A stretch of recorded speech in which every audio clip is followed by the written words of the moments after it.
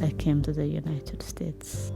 My English was poor, so I went to the library and took all the free classes and rewrite my resume 1,000 times, and I found a job. Met wonderful friends.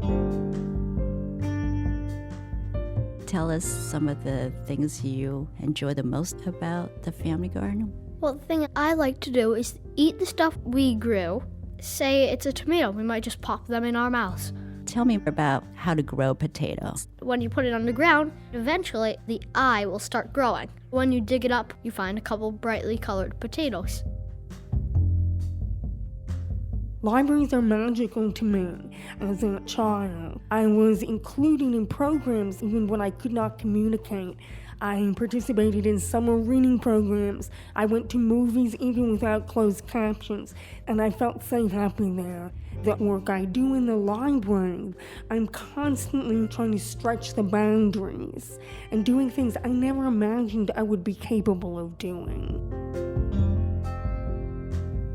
One day, I was looking for a question for a customer in the local and state history room. I ran across this picture. It was Baptist Union, and it talked about 4 generations being at that church. And it happened to be my aunt, my grandmother, my great-grandmother, and my aunt's child. And I thought that was the greatest find in a room that I work in for 20 years. You spend your adult life trying to hide the fact that you are functional illiterate, looked at as being stupid or dumb. But when you come to the literacy program, you start to learn to read and spell. That is a completely life-changing experience. I just adore coming here with you, and one of the things I love to see when I walk in is that big, huge sculpture. Yeah, the mastodon sculpture. I usually go under it. You sure Sometimes I accidentally bonk my head on it.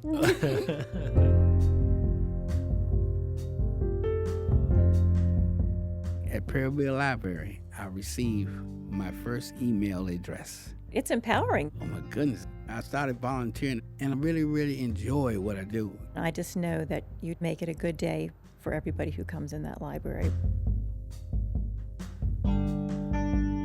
What drives you to work tirelessly on behalf of the Chicago Japanese American Historical Society? When Japan bombed Pearl Harbor, Franklin Roosevelt signed executive order to exclude all the Japanese off the West Coast.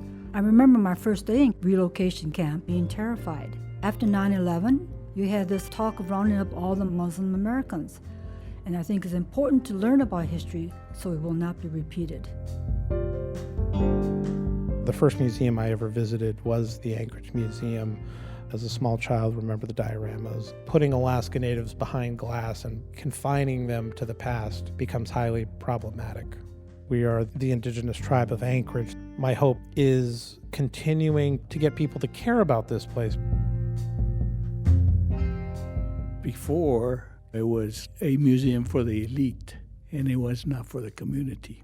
Our art is supposed to be in these spaces, in these museums. Our people need to be represented, and you created a piece that they feel proud of. That's the reason I started painting my students, is because they had a lot to say with their eyes, their hardships, and being exhibited in the museums brought it out to the people from the community. You know, Phyllis, when you have a book, you always have a friend. It also can bring you friends. If libraries have places where people want to be and are open to talking to people. The library has really become a gem.